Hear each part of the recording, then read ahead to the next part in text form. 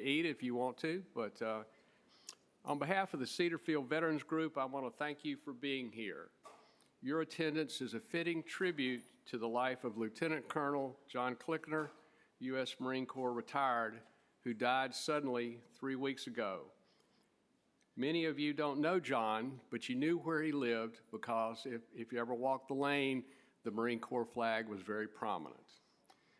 John started a tradition of honoring the death of a Cedarfield veteran by placing the appropriate service flag in the promenade to our dining room. With the encouragement and help of Trish Bracken-Carter, Katrin Hadola, Georgia Brown, and other team members, the seed that John planted back then grew into the Cedarfield Veterans Group that has over 80 members and sponsors trips, movies, service projects, social gathering, and the programs like the one you are about to hear today. Thank you, John. We are pleased to have with us today Major General Mary K. Eder, U.S. Army retired. Her military career spans 36 years of active and reserve service in command positions at the company, battalion, brigade, and division levels. General Eder is the former commanding general of the U.S. Army Reserve Joint and Special Troop Command, former deputy chief of Army Reserve, and former deputy chief public affairs for the U.S. Army. General Eder comes to us today as a renowned author of many books, such as The Girls Who Beat the Odds, which will be due out in September. She has to get back because she's still working on it. The girls who fought crime and more. Today, she's talking about her book, The Girls Who Stepped Out of Line, a USA Today bestseller. That book, as well as The Girls Who Fought Crime, will be for sale over here for purchase and autograph after her presentation. General Eder's presentation is being live streamed and recorded for later viewing on Cedarfield's YouTube channel. A 6-minute segment she will show at the end of her presentation will not be included in what is posted on YouTube. At the end of the presentation, there will be time for questions, but please wait for the microphone before speaking. Let's give a warm Cedarfield welcome to General Eder.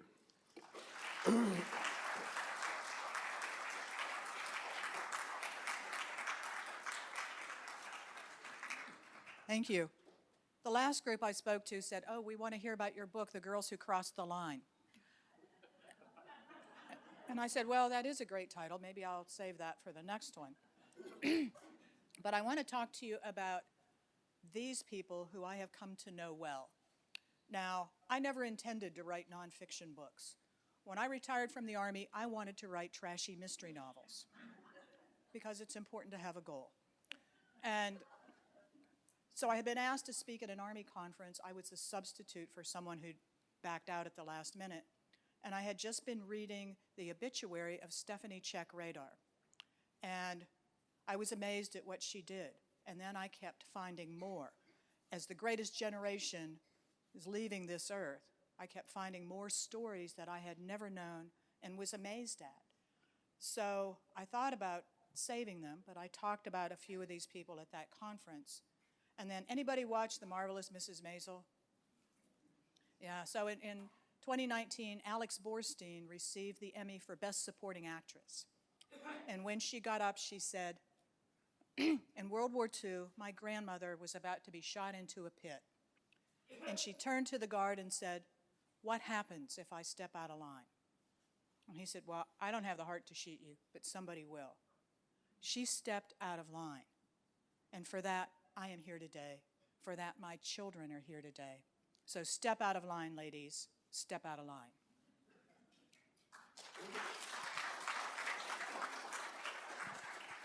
So here they are. I'm talking about the ones today who served in the military.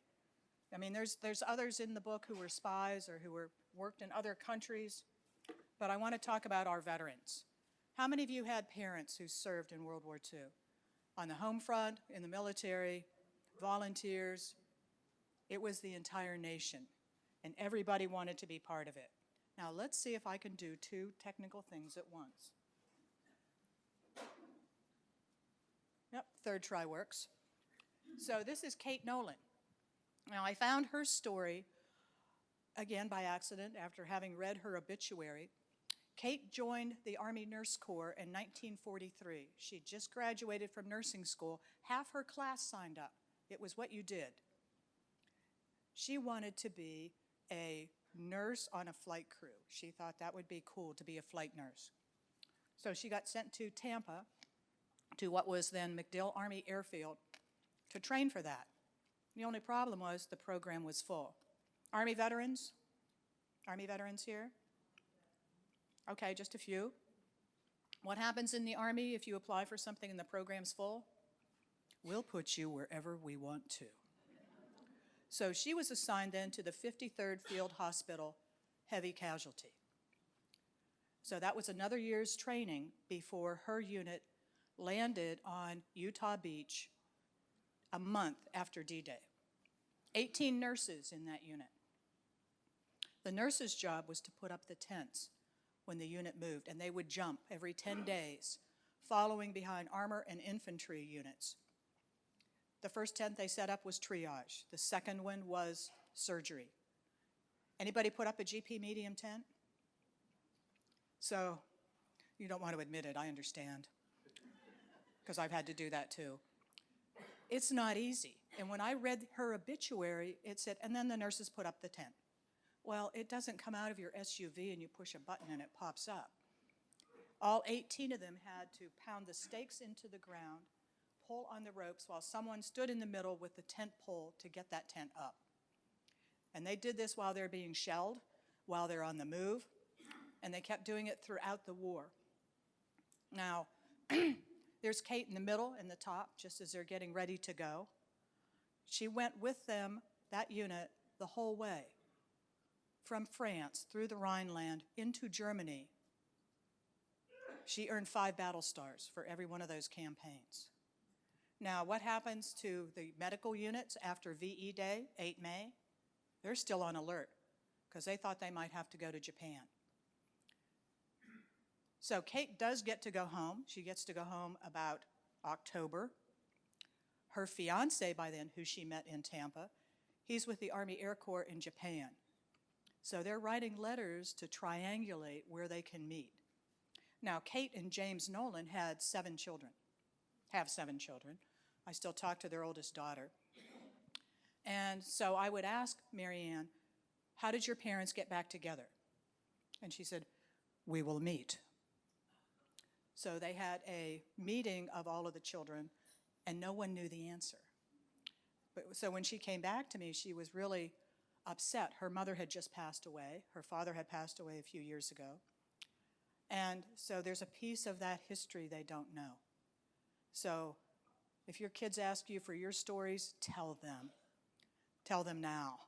And if you have your parents' stories, or if you want to find out what happened to your dad or your mother or what they did, I am pretty good at finding stuff out now that you think the Army or the Air Force or anyone else has tried to put away.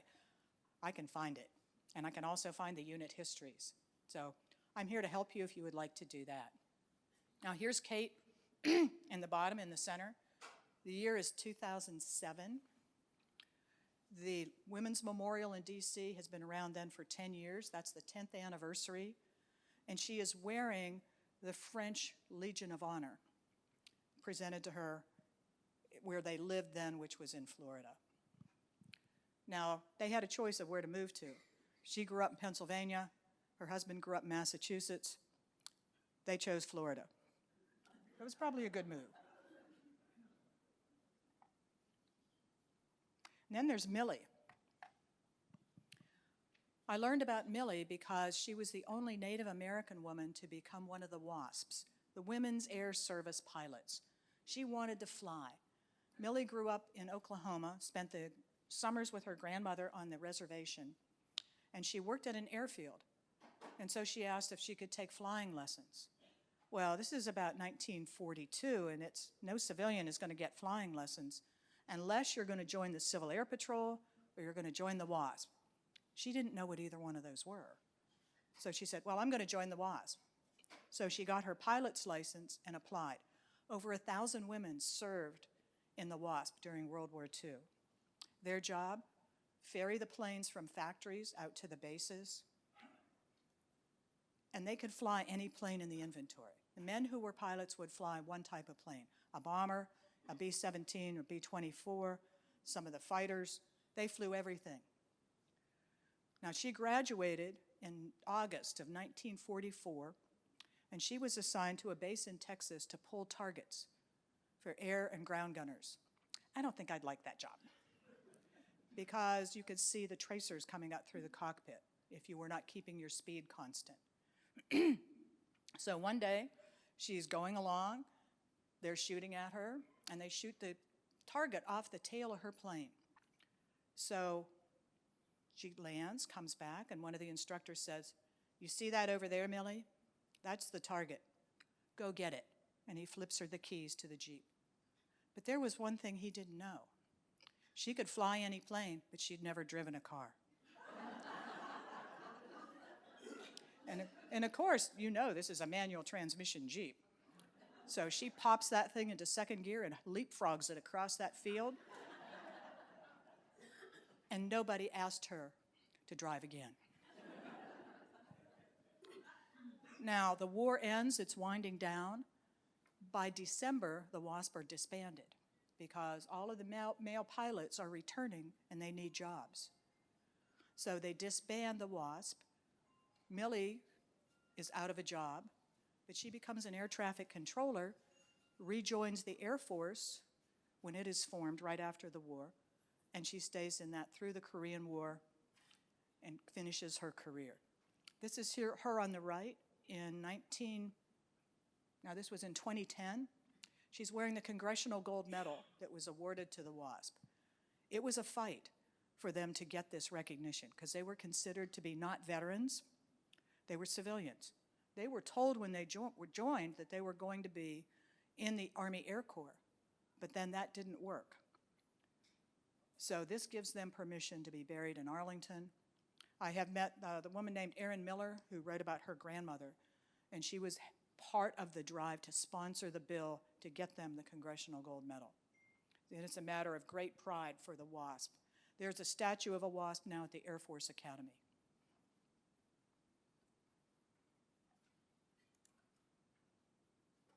Now we have to go to the Navy. Navy? Any Navy? Okay. Yes, I see the Navy in the back. So here's Betty.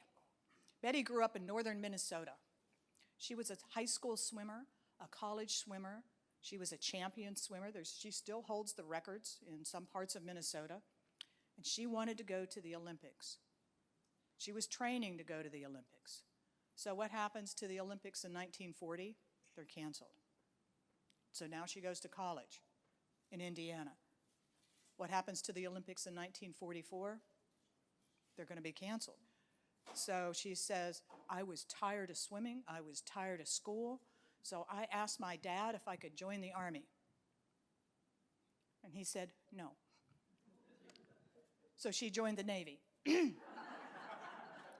which was a great move, but her dad told her, okay, Betty, you've never finished anything in your life, and you're going to finish this. And she said, yes, sir. So they send her to D.C. Now, she's enlisted. She's not an officer, but what's in D.C., downtown, right where DHS is now, that's where the code breakers were for the Navy. The code breakers for the Army were in Arlington Hall, which is now the National Guard headquarters. There were about 10,000 women in D.C. during the war, which certainly made people who lived in D.C. go, what is going on here? But none of them would ever talk. Oh, I'm just in communications. So Betty thinks that she's going to be doing that. She's not. They said, we're going to send you west. She passed all of the background checks, the FBI check. We're sending you west. And she's thinking, California, drinks with umbrellas. She's in Toledo, Ohio, which is where there were about 350 of them, Navy waves, who built the bomb machine. That is the machine you see in the center there. The first two were called Adam and Eve. They built about 210 of them, these things that weigh a couple of tons. And they were the ones that decoded the messages. Because once they broke the message that through seeing how it said Heil Hitler, because it was in every message, from there it could go on and break others. But none of them knew what it was. They never saw the completed machine because the classification and the security around the whole project was so tight. The first time she saw one was right there on the right at the Cryptographic Museum at Fort Meade.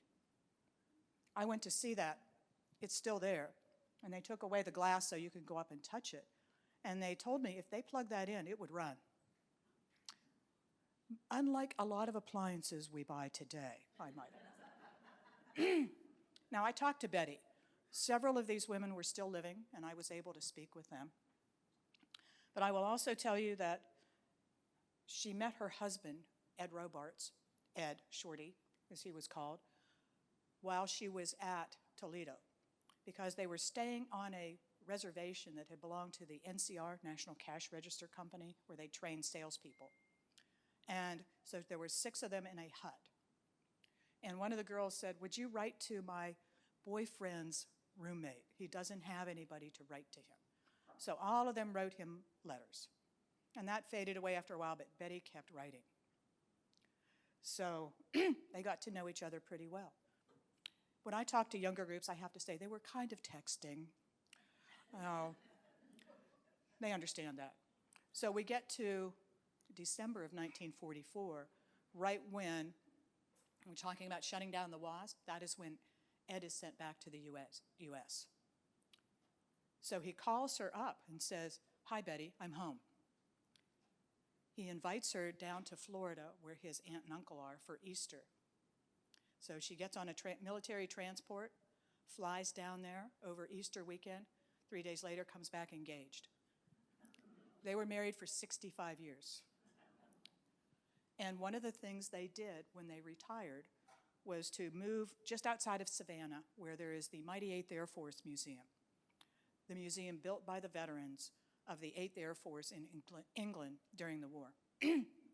There is, if you've been there, has anybody been there? How gorgeous is it? And there is a complete British chapel there, built east to west. The stained glass windows all depict pilots.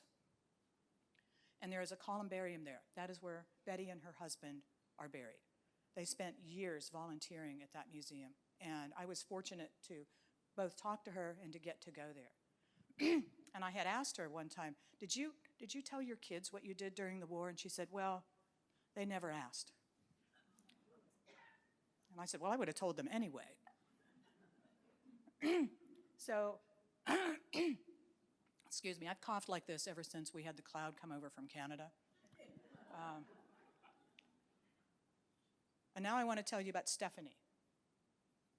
Stephanie marries another pilot. But this is Ed. I'm sorry, this is not Ed. Ed was the last guy. This is Bill Rader. He and Ed Robarts were about 10 miles apart in England. Did they know each other? Not that I know of, but I sure find a lot of connections between these people that they either knew of each other, they were in the same place, maybe at different times, but they all had the same experiences. Now, Stephanie grew up in New York. Her parents were Polish immigrants. She didn't speak English till she started grade school. And she couldn't find a job after college. How did she go to college? Her parents sold their wedding rings so she could go to Cornell. She got a degree in chemistry, ends up working for an oil company in New York City, and she just can't seem to get a start. So when they formed the Women's Army Auxiliary Corps and then the Women's Army Corps, she decides to join. So she and another girl she meets when they join up drive out to lovely Fort Des Moines, Iowa, where they do training. Stephanie graduates, and then she's assigned to be there as a training officer for basic training. Now, I've worked in basic training when I was first in the Army. It's repetitive, like you can't imagine. Every 6 weeks, here they come another group, and you teach them how to say, "Yes, ma'am," "No, sir," "March." And then you think they might make it. They leave, and you start all over again. She was bored with that. She wanted a challenge. So one of her friends said, "Why don't you apply to join the OSS, the Office of Strategic Services?" You've got the language skills. You could do this. So she applies. She's accepted. She goes through the 6 months of training, and then she is sent to her first assignment. Now, I couldn't find anything about her first assignment when I was writing her story. It wasn't until a year after that book was released, excuse me, that I realized I could see her oral history at the Women's Army Museum. So there it was, still in the video camera. So I'm sitting in a little back room while it's snowing outside in D.C., which nobody wants to be stuck there, and got to see what she had to say about how she met Bill and where she was. She was in London. Now, there's 350,000 men there with the 8th Air Force in England. There's probably 30 American women in London. Stephanie thought those were pretty good odds. So Bill knew who she was. He wanted to ask her out on a date, but he had to wait until there was a free moment in her calendar because she was booked for weeks. Thank you so much. Try again. Glad I stepped back.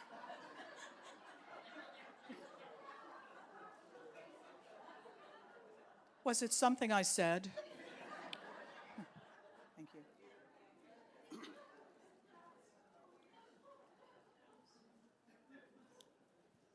So, Stephanie goes out with Bill. They get engaged. Right at the end of the war, she is in Austria for her first real trip alone. So yeah.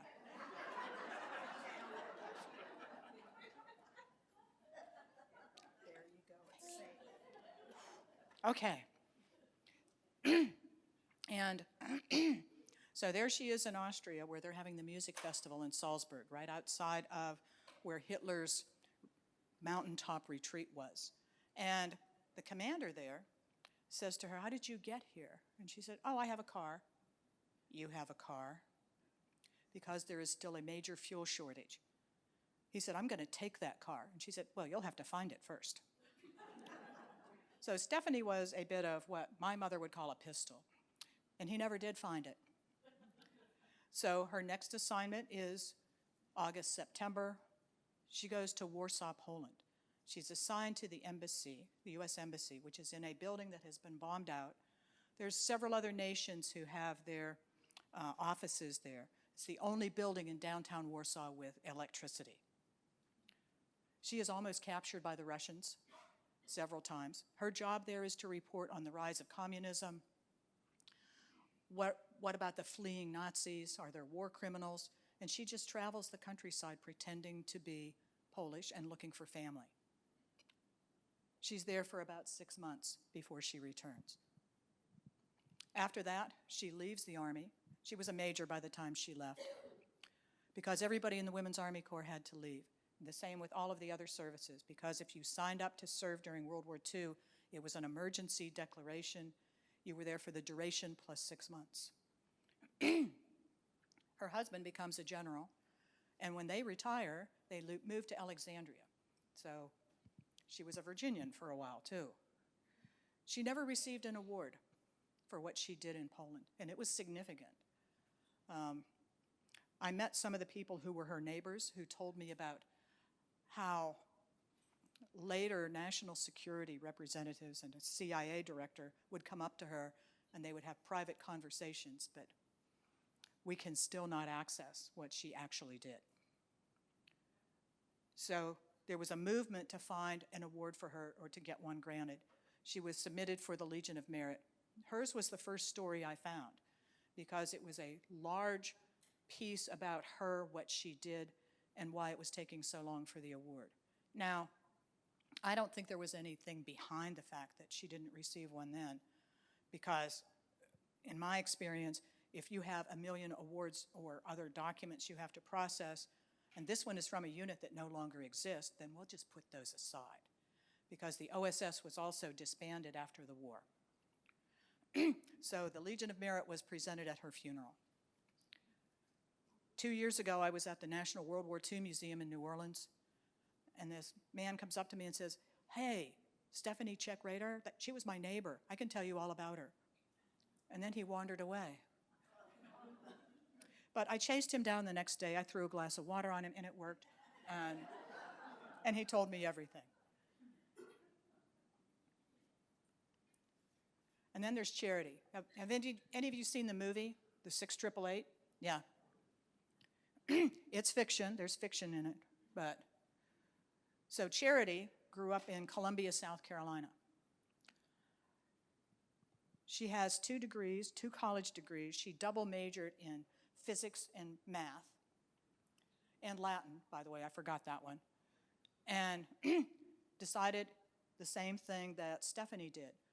I should serve. Where does she end up? Fort Des Moines, Iowa. What does she want to do? She wants to do more. She's bored with working in basic training. Now, when I started to write this, it was just at the beginning of COVID. So I signed the contract. 2 days later, everything shuts down.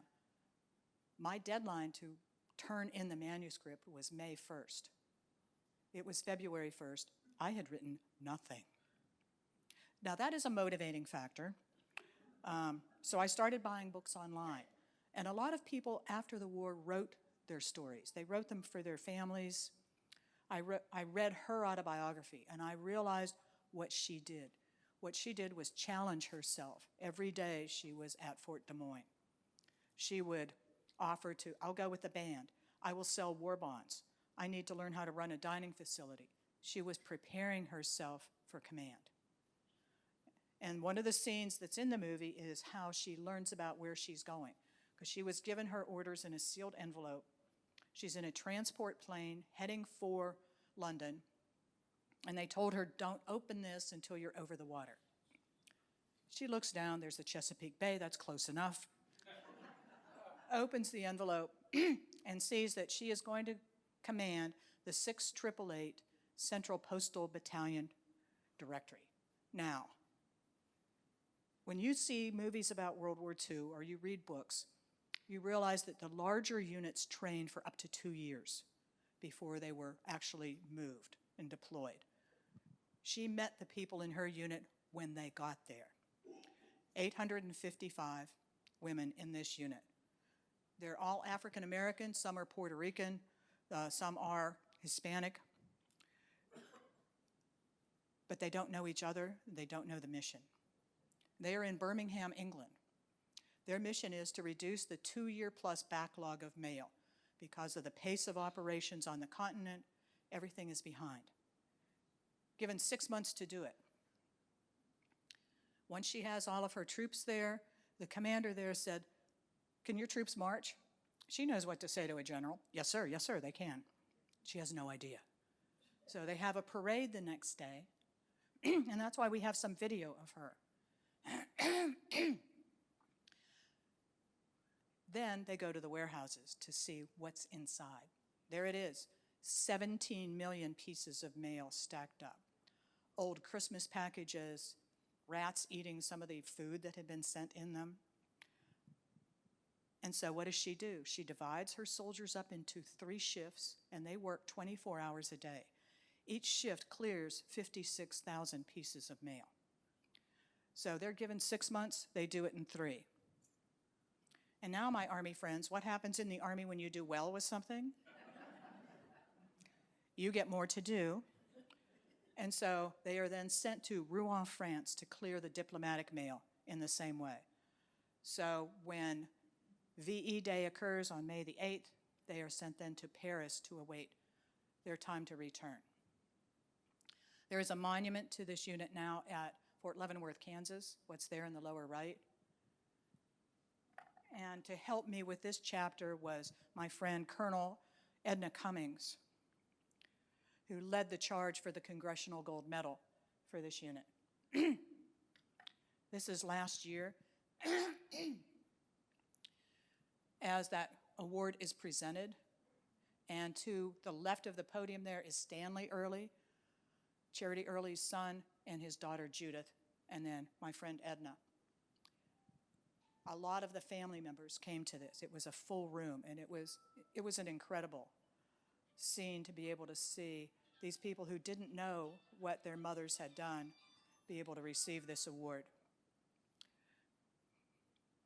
Now, Stanley talked that day, and Stanley is an accountant, so he likes numbers. And Stanley stood up and said, well, I crunched the numbers, and apparently that meant they would move one piece of mail every 1.7 seconds. I think that's pretty impressive, too. And then there is the movie. The movie that was done by Tyler Perry. It was based on a magazine article about the 6888. So there are some pieces in it that are fictionalized, but still it's a great movie to see and to really understand what happened with this story. I do have a short video I want to show you, so we will stop the recording here.